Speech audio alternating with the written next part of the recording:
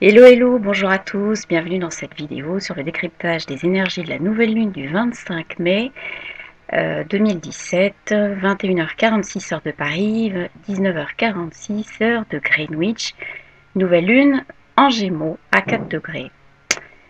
Avant de revenir donc plus en détail sur ce décryptage des énergies, bon, c'est ma version comme toujours, donc vous allez pouvoir consulter d'autres vidéos qui vous proposeront d'autres angles. Moi je vous propose toujours les angles qui sont filtrés par moi, donc qui me semblent essentiels, sachant qu'évidemment il faut prendre ce qui vous parle et le reste peut très bien parler à d'autres ou pas. Donc je précise toujours que c'est ma version et je ne détiens pas non plus la vérité. Je voudrais revenir sur ce qu'on vit en ce moment au niveau de l'état de tension, que ce soit l'état de tension interne ou externe, parce qu'il est très très très important.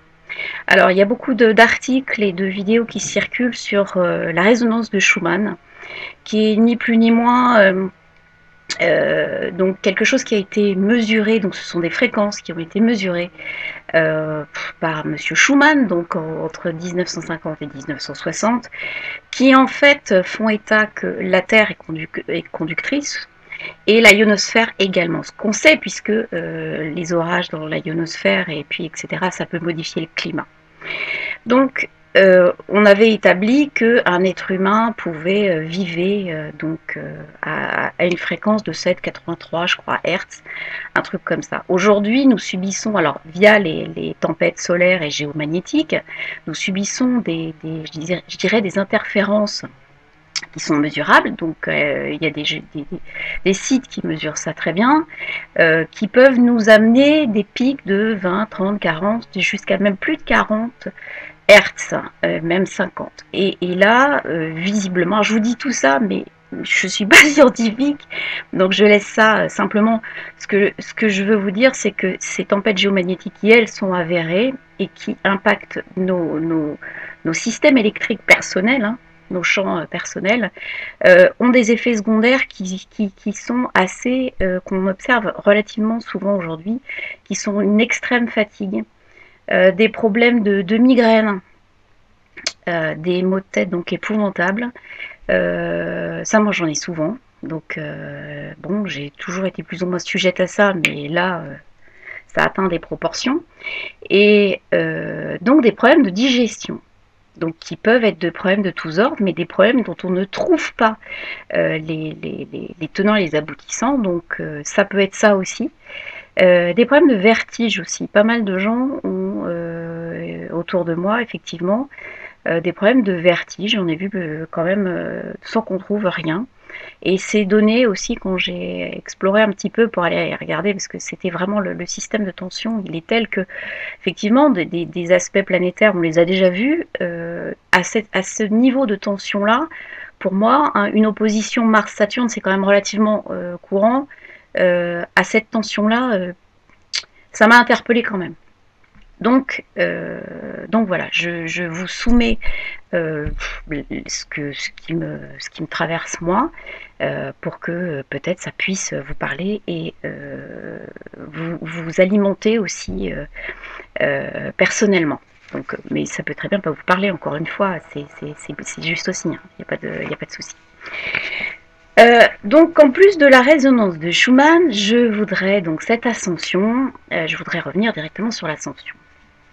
Une nouvelle lune de l'ascension. Cette nouvelle lune, elle a lieu donc demain, 25 mai, jour de l'ascension. Alors l'ascension, c'est quand même pas n'importe quoi chez les chrétiens, puisqu'elle a lieu 40 jours après Pâques, et que donc 40, c'est quand même un chiffre. Alors moi qui adore la numéro, évidemment 40, ça va parler aussi. Donc les 40 jours du déluge, les 40 jours de Moïse sur le Sinaï qui attend les tables de la loi. Dans la Bible, il y a beaucoup de fois 40 jours. C'est pas beau ce que je dis. Il y a plein de fois 40. Et donc 40, en fait, c'est la stabilité, c'est l'attente également avec ce zéro. Il y a une notion clairement de durée imposée, d'accord, mais de stabilité définitive. Alors là, on est dans quelque chose qui est intéressant, parce qu'on a une nouvelle lune en Gémeaux, donc qui est quelque part un nouveau départ. Alors on va voir ce que c'est que la nouvelle lune en Gémeaux, mais c'est quelque chose de très intéressant, et justement les fréquences actuelles vont nous pousser à aller vers cette lune en Gémeaux de façon assez poussée. Donc en fait, cette ascension, donc cette nouvelle lune qui a lieu le jour de l'ascension, ça marque finalement quelque part le dernier jour où le Christ a été finalement en communication avec les apôtres, et que c'est un changement. Ça symbolise un petit, donc évidemment l'ascension, ça symbolise après la résurrection de Pâques, sa présence donc dans un autre champ. Donc il y a vraiment un changement de mode de présence du Christ dans cette ascension. C'est-à-dire qu'il est toujours présent au travers des 7 sacrements, on est d'accord, mais il reste présent, pourtant il n'est plus là physiquement. La résurrection l'avait amené à ce qu'on comprenne qu'il était parti ailleurs, entre guillemets, mais là, on continue l'ascension, il est présent de façon permanente, mais donc, plus de la même façon. Alors, il n'est plus présent physiquement, mais il continue sa présence de façon permanente. Au niveau de cette ascension, évidemment, 10 jours après encore, on a donc le 10, on rejoint un nouveau cycle. Ça annonce aussi la venue de l'Esprit Saint, qui lui va être le démarrage je dirais, de la construction, parce que c'est la Pentecôte, 10 jours après l'ascension, c'est la Pentecôte, et qui, via l'Esprit Saint, va montrer la formation de la nouvelle Église, en fait, après. Les apôtres sont partis à partir de ce moment-là, prêcher la bonne parole, etc. Ils ne sont pas partis avant la Pentecôte. D'accord ? Donc là, on est sur un espèce de chemin, et on nous dit, cette nouvelle lune en Gémeaux, qui est un signe de fraternité, qui est un signe d'ouverture, qui est un signe de communication, a lieu ce jour de l'ascension, qui est extrêmement important pour les chrétiens, et qui est, je dirais, vraiment dans l'aspect christique des choses. C'est-à-dire, quels que soient les chrétiens, que ce soit les orthodoxes, les protestants, on a vraiment cette ascension qui est célébrée partout. Alors, après, Marie, on va parler d'Assomption. C'est pas tout à fait pareil. Alors, l'ascension, pour être présente de façon permanente parmi les hommes, pourquoi j'en parle? Parce qu'on parle beaucoup de maîtres ascensionnés. Ben voilà, on y est, c'est-à-dire que on est sur un cycle d'une humanité qui a donné ce qu'elle pouvait aux hommes et qui est partie après, donc, dans une autre forme, dans un autre champ, mais qui est présent de façon permanente. Voilà, c'est ça l'ascension. C'est cet établissement d'aboutissement de notre humanité pour pouvoir être là présent sous une autre forme de façon permanente. Et c'est ce qu'on nous demande. On nous demande au niveau de la Terre, on nous demande au niveau chacun de pouvoir créer notre séparation, je dirais, interne entre ce qui doit être laissé, ce qui appartient à la 3D, et donc retrouver notre unité pour ensuite ascensionner. Et fin de parenthèse sur l'ascension, mais je trouvais que c'était intéressant de pouvoir faire un espèce de lien, parce que, mine de rien, une nouvelle lune qui a lieu pendant l'ascension, j'ai trouvé ça intéressant en fait de faire ce petit rappel.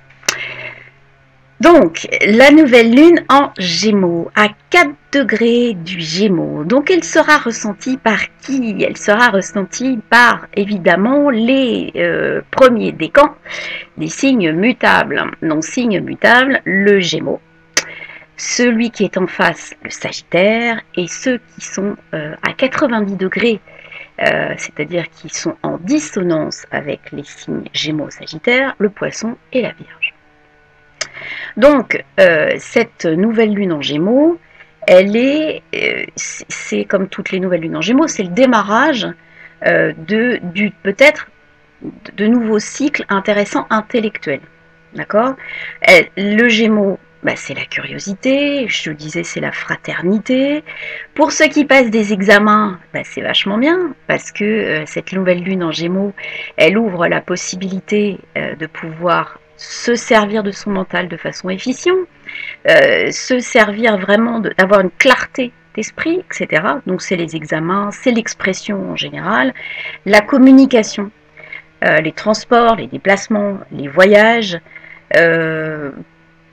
l'écriture. Beaucoup de... Là en ce moment, il y a le Mercure en Taureau.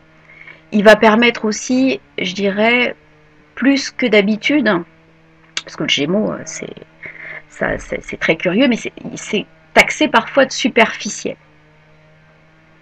Donc cette superficialité, là, avec un Mercure qui est en ce moment en Taureau, je pense qu'elle n'aura pas lieu. C'est-à-dire qu'on va tout de suite pouvoir ancrer le mental dans quelque chose de très, très terre à terre. Ça va être le dessin, par exemple, que du dessin peut être favorisé, des artisanats, quelque chose de vraiment qui peut avoir quelque chose de très harmonieux, voilà, mais très matériel également.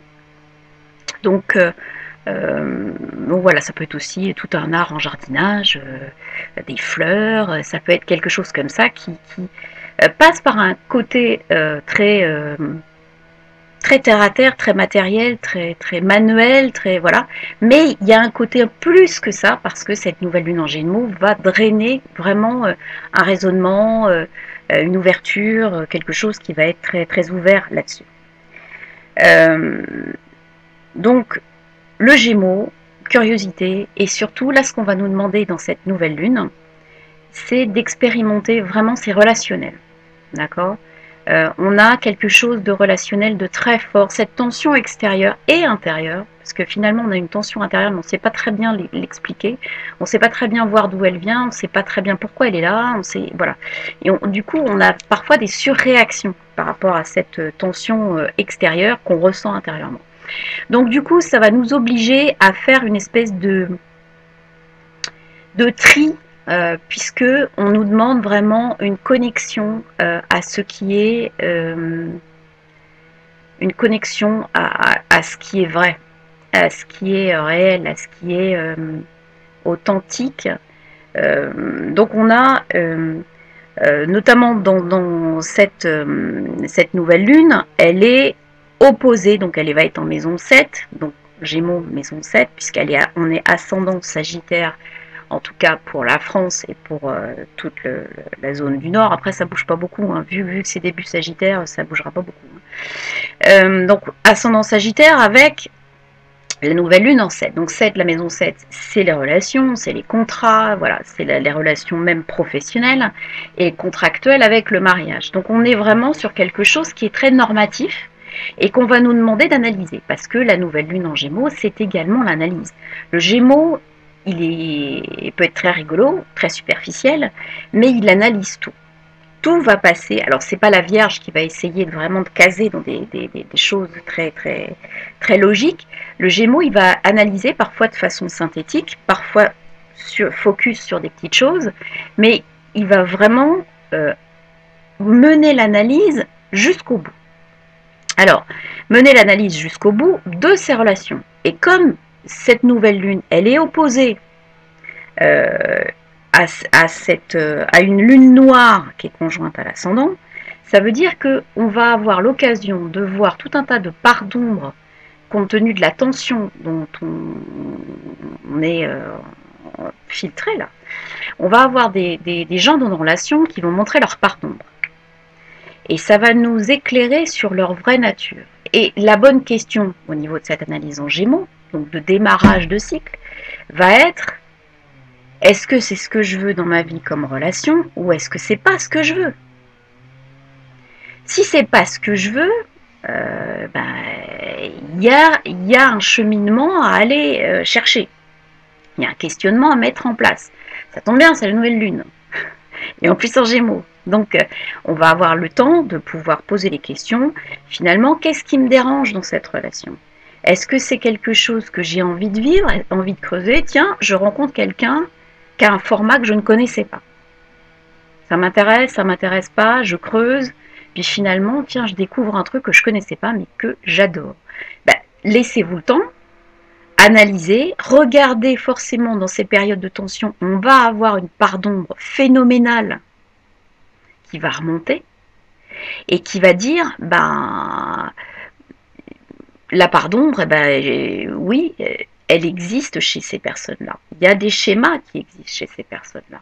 Est-ce que ce sont des choses qui sont compatibles avec nous ou est-ce que ce sont des choses qui ne sont pas compatibles avec nous? Clairement, cette nouvelle lune nous incite à lever, à couper carrément, puisque on est également dans cette maison 7, une opposition Mars-Saturne en Gémeaux Sagittaire. Donc je rappelle que Saturne est toujours rétrograde fin Sagittaire, près du centre galactique. Donc qu'est-ce qui se passe? Eh bien, il y a des risques. Le Mars en Gémeaux, c'est la polémique. Hein. Ça gonfle la mayonnaise, etc., etc. Donc on risque d'avoir des histoires de conflits quand même. Et ces histoires de conflits, ils sont destinés avec Saturne à freiner de l'autre côté et à mettre un mur. Et dire, c'est juste pas possible. Dans cette nouvelle lune, on a vraiment, du coup, une dichotomie entre je réfléchis et j'agis. C'est-à-dire que au lieu d'avoir une action qui va être, je dirais, un peu exponentielle, parce qu'on est quand même, entre le Gémeaux et la Balance, on est quand même en... là, le fin Gémeaux et le début Balance un peu carré, donc on n'est pas loin quand même de Mars qui va être qui est en dissonance avec Jupiter. Et on se dit, ben, on peut avoir des exagérations, des choses qui vont monter très très loin et un Saturne qui va aller casser tout ça. Donc, puisque Saturne en Sagittaire, il est relié à Jupiter, qu'on le veuille ou non, c'est Jupiter qui le maîtrise. Et donc Jupiter, bah, c'est d'autant plus que à partir du 9 juin, il redevient, là en ce moment il est stationnaire, il va redevenir direct. Donc ce qui veut dire qu'il va gonfler. Il gonfle, il gonfle, il gonfle. Sauf que quand on gonfle un truc qui est déjà en dissonance, voilà. Donc on risque d'avoir des choses qu'on sent pas du tout et qu'on aura envie, parce qu'on a toujours notre Pluton qui est carré à Jupiter aussi, donc on va avoir envie de changements radicaux et on va dire, hey, terminé là. Là, on arrête tout. Alors, attention aux changements radicaux quand même qui sont impulsés par un Mars en Gémeaux. Hein. Donnez-vous justement avec cette jolie lune en Gémeaux, nouvelle lune en Gémeaux, donnez-vous le temps de la réflexion. C'est-à-dire que Mars qui est opposé à ce Saturne, d'accord? Mars opposé Saturne, ça peut être des accidents aussi, hein. Donc ça peut être des fractures, donc ça peut être des accidents donc, dus à des déplacements, mais ça peut être Mars, c'est les bras, donc ça peut être, on peut se casser un poignet, on peut se casser une jambe, c'est des trucs de déplacement, donc voilà. Donc, et ça c'est dû au fait qu'on va trop vite. Mars, Gémeaux opposé, Saturne, il y en a un qui freine et l'autre qui avance, donc c'est la précipitation, il y en a un qui pousse, et voilà. Donc, pas de précipitation. On a une énergie qui nous pousse à la faute. C'est fait exprès. C'est fait exprès pour nous pousser dans nos retranchements, nous obliger à être connectés à ce qu'on est, pour ne pas plonger dans n'importe quelle bêtise extérieure. Ne faites pas le jeu des gens qui ne gèrent pas la tension, leur tension extérieure. Alors cette tension, elle peut aussi imprégner les animaux. Parce que les problèmes électriques, soyons clairs, hein, les animaux aussi. Donc on peut observer des choses un petit peu particulières, des comportements un peu particuliers chez les animaux. Alors ça peut être n'importe quoi. Moi je sais que chez ma mère, les chevaux ont cassé de façon un peu bizarre, ont cassé les barrières, et les chevaux du voisin aussi. Donc il peut y avoir plein de comportements inexpliqués parce que totalement inhabituels. Mais encore une fois, on est dans une période totalement inhabituelle avec des tempêtes géomagnétiques inhabituelles qui nous poussent vraiment à gérer une tension difficile et on est totalement décentré tout le temps. Se recentrer et garder le recentrage, s'il y en a qui y arrivent, écrivez-moi parce que je ne sais pas comment c'est possible. Aujourd'hui, on est basculé d'un bord à l'autre et on passe notre temps à se dire, qu'est-ce qui se passe, qu'est-ce que j'ai fait, ça correspond à quoi, c'était quoi, c'était un signe, c'était pas un signe, ça correspond à quoi. Voilà. Donc aujourd'hui, c'est compliqué, c'est tendu, c'est voilà. Il faut absolument garder notre calme et puis ne pas se précipiter. Vraiment analyser les choses et analyser ce qui est la vérité pour nous. Alors la vérité pour nous, ça va pas être la vérité pour tout le monde, hein. L'essentiel est de comprendre que cette vérité, elle doit être juste pour nous et juste pour les autres. Voilà. Après, ce qui est juste, on peut en discuter pendant des heures, des jours, parce que ce qui va être juste à un moment donné dans votre vie, clairement 2 mois après, ça peut ne plus être juste du tout, hein. Donc je dirais le concept de justesse me fait toujours beaucoup rire, parce qu'il y a des gens qui vont être justes en faisant des trucs que d'autres vont considérer comme étant épouvantables pour eux. Et tout ça, ça sera juste aussi. Voilà, donc c'est un petit peu ça, le truc. Alors, dans les autres causes, je dirais en parallèle, donc on vient de parler de la gestion des relations qui peuvent être des relations conflictuelles et toxiques, mais de façon étonnante, cette nouvelle lune, elle est vraiment, c'est une fraternité qui se développe et qui pousse à vraiment à comprendre que si on doit se débarrasser de certaines relations toxiques, c'est pour accueillir des nouveaux modes de relations, et qui sont des relations d'âme à âme. Et là, on va être tous confrontés à l'entrée dans notre vie. Alors nous, on va peut-être rentrer dans la vie d'autres, hein, dans l'entrée dans notre vie de gens qui ne correspondent pas à nos schémas habituels, qui sont des gens surprenants, qui peuvent être des gens qui parfois nous dérangent. Alors, il va falloir peut-être se dire que on a aussi la possibilité, simultanément, d'expérimenter une énergie hyper épanouissante, qui Jupiter, je vous rappelle, est stationnaire, donc il va commencer à nous proposer des choses. Je rappelle qu'une planète rétrograde autour de sa date, elle a une phase stationnaire. C'est cette phase stationnaire qui est intéressante parce que c'est dans ces phases que souvent se matérialisent les situations qui sont en lien avec l'énergie de votre Jupiter natal. Donc, bien observer ce qui se passe à partir de ce moment jusqu'à un petit peu après le 9 juin, parce qu'il y a quand même des choses qui devraient se matérialiser dans notre vie à tous. Et notamment, Jupiter étant en balance, dans la maison 10 de la nouvelle lune, c'est-à-dire les objectifs, c'est-à-dire la réussite, c'est-à-dire vraiment ce qui est central dans cette énergie, je pense que on a la possibilité d'avoir vraiment des énergies en expansion, de rencontrer des gens différents, etc.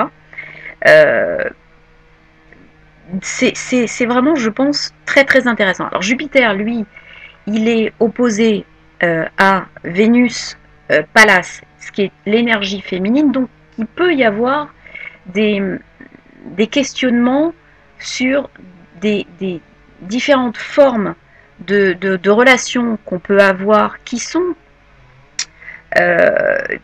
donc dans l'axe 5-10, et puis il y a Uranus qui est pas loin. Donc on peut avoir aussi des prises de conscience finalement de tout ce qui peut être affectif et qui peut nous soutenir. On a vraiment la possibilité d'avoir dans cette opposition un vrai questionnement. Alors, hormis les trucs habituels astrologiques où on dit c'est une énergie qui n'est pas propice au couple, qui peut être plein de trucs adultères, etc., etc. Une fois qu'on a passé ça, il y a quand même un niveau 2 hein, de lecture qui peut simplement être la notion d'affectif pur, la notion d'amour inconditionnel, c'est-à-dire est-ce qu'on choisit d'avoir quelque chose, une relation normative pour finalement le paraître, puisque Jupiter c'est quand même beaucoup ça, hein, c'est quand même beaucoup l'extérieur, c'est quand même beaucoup l'action et l'ouverture sur les autres, soit, mais c'est quand même aussi l'image. On ressemble à quoi, d'accord, par rapport aux autres. Et là, on peut avoir aussi cette unicité de l'énergie féminine, c'est-à-dire Pallas, c'est quand même la guerrière et la stratège, entre guillemets, je fais très très court, hein. Et Vénus en bélier aussi, c'est quelque chose, c'est une forme d'énergie féminine qui fonce, mais qui reste féminine et qui reste dans ses valeurs de défense du féminin. Euh, Elle ne massacre pas le féminin, elle le défend, elle le porte. Mais elle ne le porte pas en réceptivité, elle le porte en énergie yang, c'est-à-dire qu'elle va le conquérir, elle va l'imposer, elle va l'ancrer. Et c'est ça que je trouve intéressant dans cette opposition Jupiter-Vénus, c'est la possibilité aussi de se dire pour nos relations, d'autant plus que Jupiter est en balance, qui est le signe de Vénus, mais finalement au niveau affectif, au niveau vrai de ressenti, de justesse et de vérité, ces relations-là, cette personne-là, elle est super bizarre, mais, euh, mais sincèrement, je me sens bien, elle m'apporte des choses, elle me pousse à me dévoiler, elle me pousse vraiment à donner le mieux de moi. Il y a de la douceur dedans, je me sens en confiance, etc. etc. Bah oui, voilà, c'est aussi ça, l'opposition, encore une fois, c'est quelque chose qui fait travailler, mais qui fait travailler dans le bon sens. En tout cas pour moi, ça fait travailler, ça fait poser le questionnement et ça fait ça donne la volonté de résoudre la situation. C'est pas comme le carré, donc la dissonance à 90 degrés, qui tape dans le mur, et puis c'est comme la mouche qui va se taper dans la vitre, quoi, et qui va se taper 50 fois dans la vitre, mais qui comprendra toujours pas qu'il y a une vitre. L'opposition, c'est pas ça. C'est voilà, on est face à quelque chose, puis on comprend qu'en équilibrant, finalement, on obtient quelque chose de vachement bien qu'on n'avait pas vu. Donc ça, c'est vraiment pour moi, c'est super important. Cette opposition Vénus-Jupiter entre la 4 et la 10. La maison 4 dans laquelle Vénus et Pallas sont en bélier, qui est opposée Jupiter en 10, montre bien la profondeur. Pour moi, la maison 4, c'est ça, bon, c'est tout ce qui est famille, mais c'est la profondeur des schémas établis sur l'origine de ce qu'on appelle affectif chez nous. C'est-à-dire que il y a tout un tas de schémas qui doivent, d'ailleurs, Vénus, Pallas sont carrés à Pluton, Junon, en Capricorne, ce qui veut dire Pluton, Junon. Junon, c'est l'idéal, c'est le partenaire idéal de vie, c'est-à-dire c'est celui qui va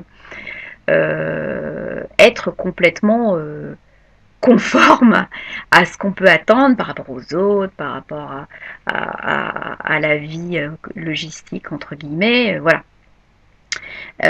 Et on nous dit que cette union Pallas-Vénus, carré Pluton, a du mal à se transformer, puisqu'il y a ces carrés aussi à Jupiter, opposition à Jupiter.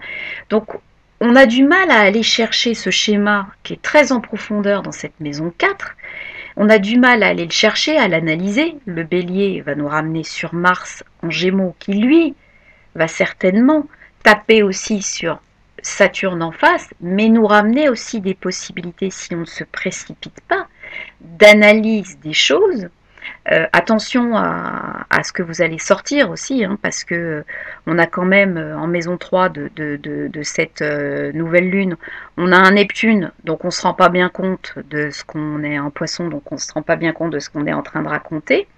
Et donc et le nœud sud. Donc le nœud sud, c'est tout ce qu'on véhicule karmiquement comme bagage et valise qu'on doit nettoyer individuellement ou collectivement.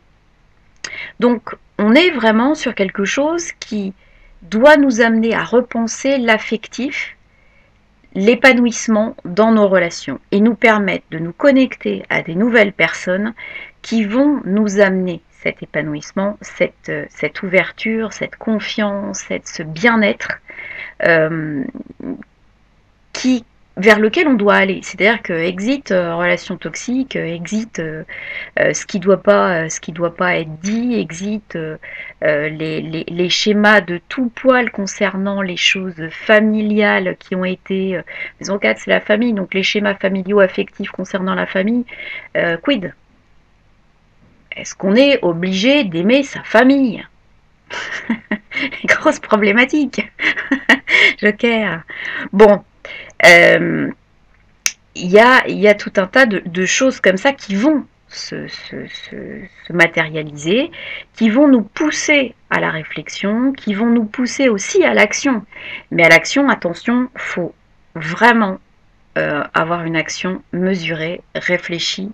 Attendez quelques jours avant d'agir, surtout euh, parce que cette nouvelle lune en Gémeaux, elle est bien évidemment plus ou moins carrée au Neptune qui est en Poisson. Donc je vous dis pas les paroles qui peuvent sortir, c'est juste. Je vous dis pas le floutage qu'il peut y avoir dans vos impressions et vos ressentis. Cette nouvelle lune, elle va aussi vous demander de vous connecter, je dirais, directement plutôt à votre analyse des choses. Ne vous fiez pas à votre émotionnel, hein, qui va, puisque lune, soleil, carré, Neptune, l'émotionnel, il est out. D'accord. Il va vous emmener dans des zones moches.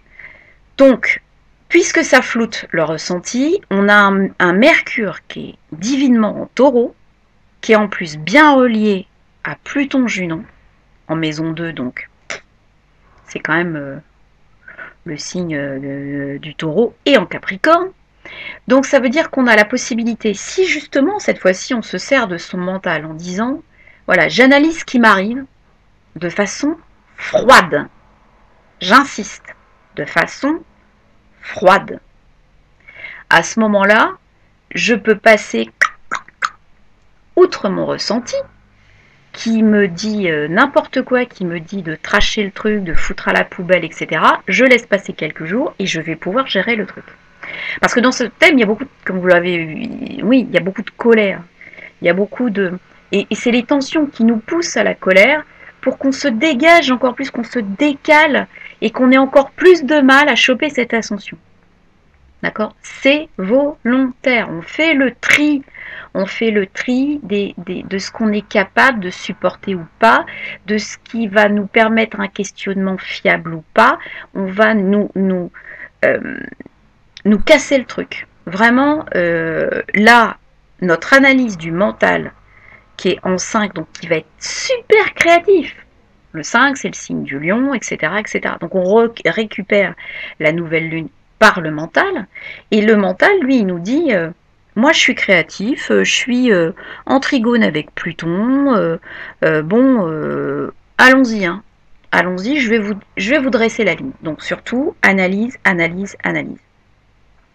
L'action, si elle est bien menée, on a quand même, une fois qu'on a bien analysé, le Mars en question, il est quand même un trigone à Jupiter.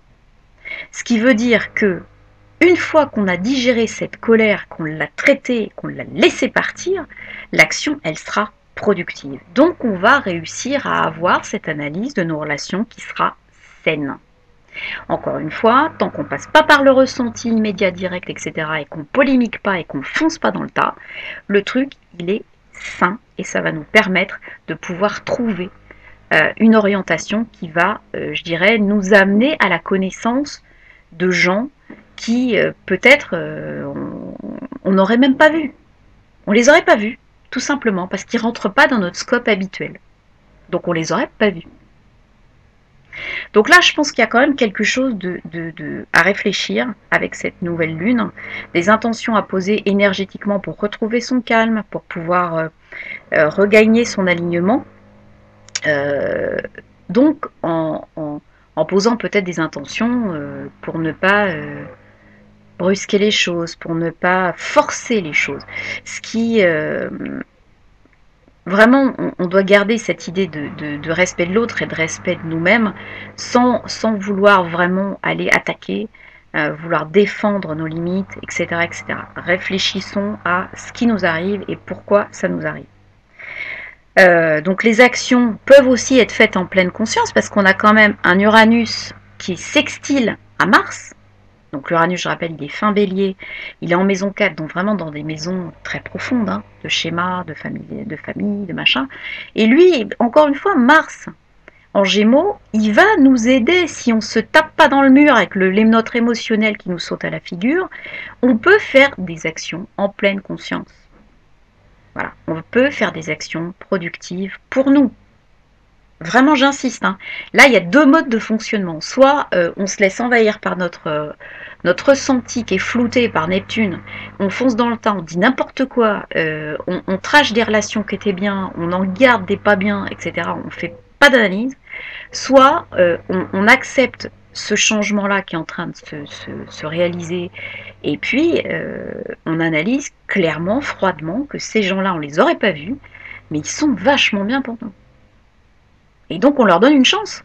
On leur donne juste une chance de se positionner dans notre vie et de pouvoir nous apporter ce qu'ils ont à nous apporter. Voilà, on arrête de fonctionner sur les schémas toxiques. Voilà, clairement. Alors dans cette lunaison, moi j'ai vu des figures intéressantes au niveau des dessins.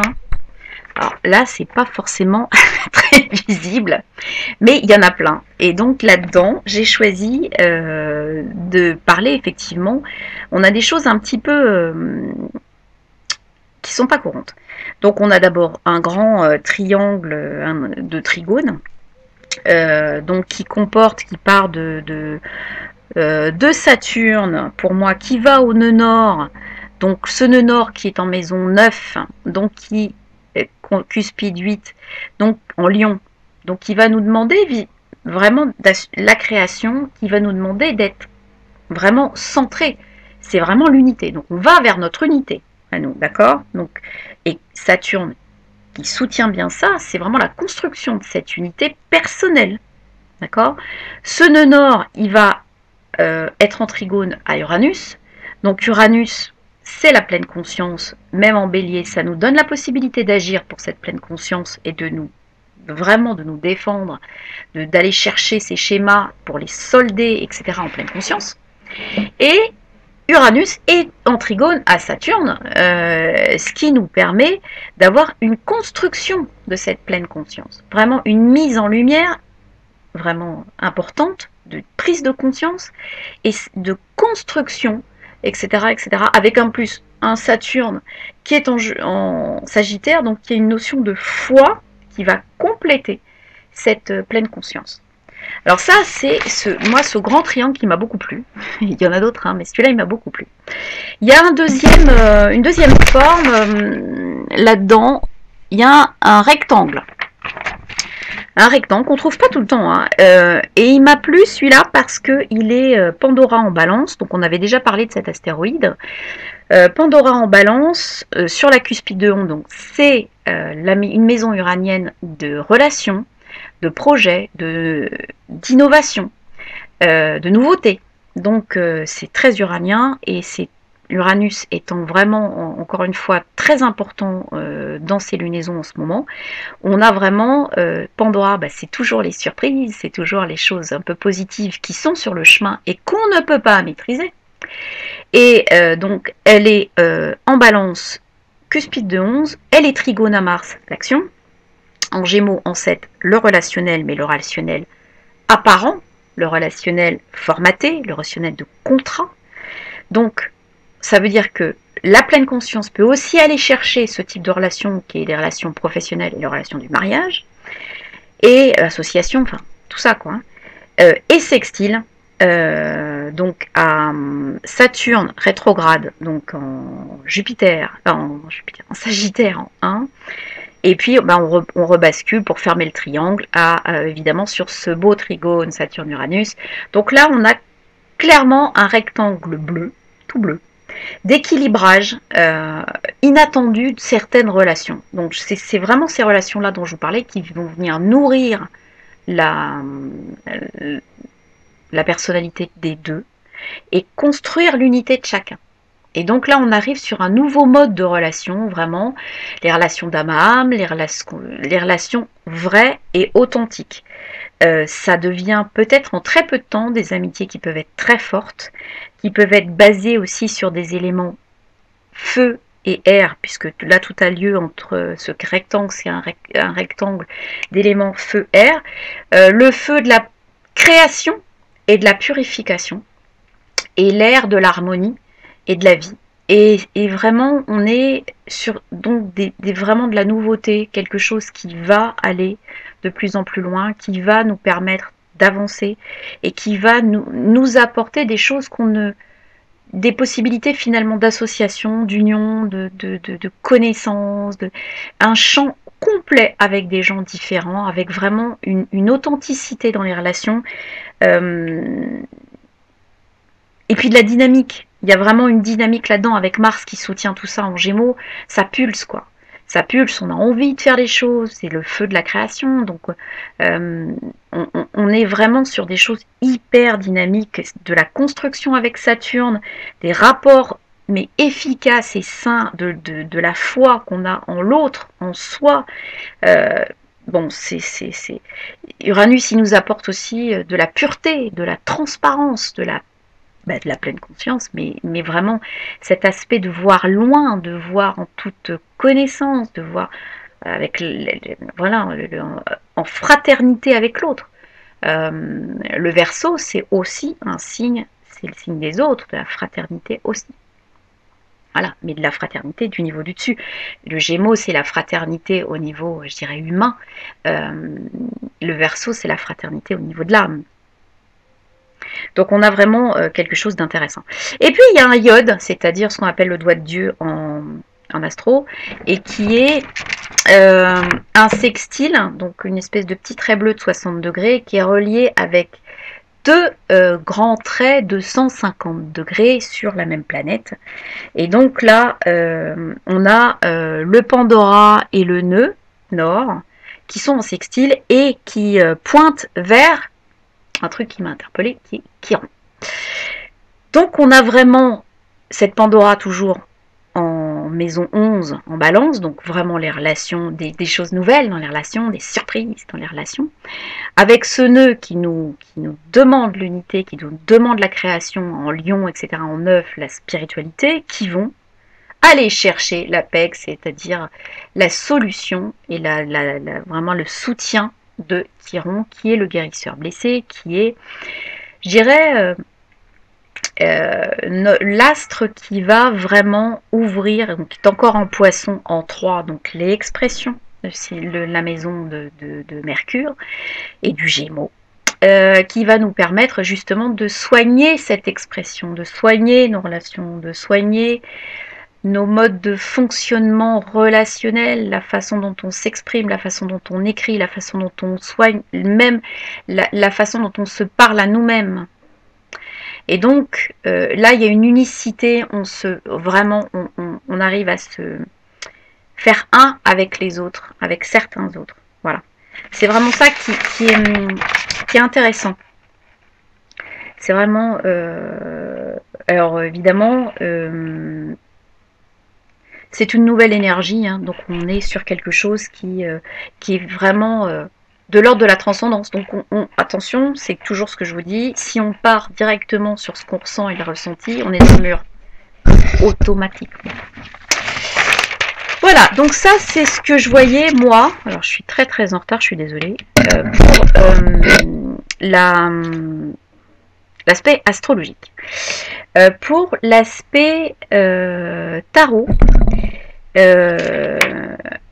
là aussi j'avais des trucs à dire, ça va être long la vache.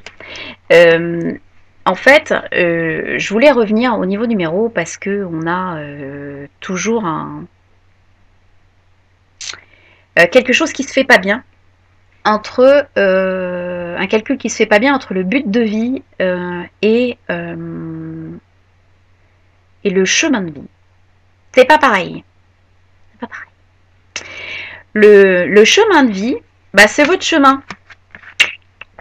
C'est votre chemin. C'est le chemin qu'on nous demande de prendre. C'est-à-dire, c'est l'itinéraire. Sur le GPS, ça va être la route. Hein. Vous allez voir sur votre GPS, sur votre téléphone, il va y avoir marqué itinéraire 1, itinéraire 2, itinéraire 3, plus 5 minutes, plus 12 minutes, avec péage, machin. Par contre, votre but de vie, c'est je veux aller au travail ou je veux aller à la maison. Voilà. Et c'est ça. Votre but de vie, c'est la maison. D'accord ? Donc ça veut dire que vous allez avoir la même vibration au final, mais en fait, elle sera composée d'éléments complètement différents. Donc je m'explique. Par exemple, le chemin de vie du 25 mai. Eh bien, le chemin de vie du 25 mai, je ne sais pas si vous le voyez, c'est 25 plus 5 plus 2017, mais en réduction. C'est-à-dire 25, vous faites 7. 5, vous le laissez tout seul. 2017, vous faites 10. D'accord? Et 1. Donc ça veut dire 7 plus 5 plus 1. C'est le chemin de vie de cette lunaison. Et ce chemin de vie de lunaison donne 13. L'arcane sans nom. Donc qu'est-ce qu'on nous demande pour cette lunaison?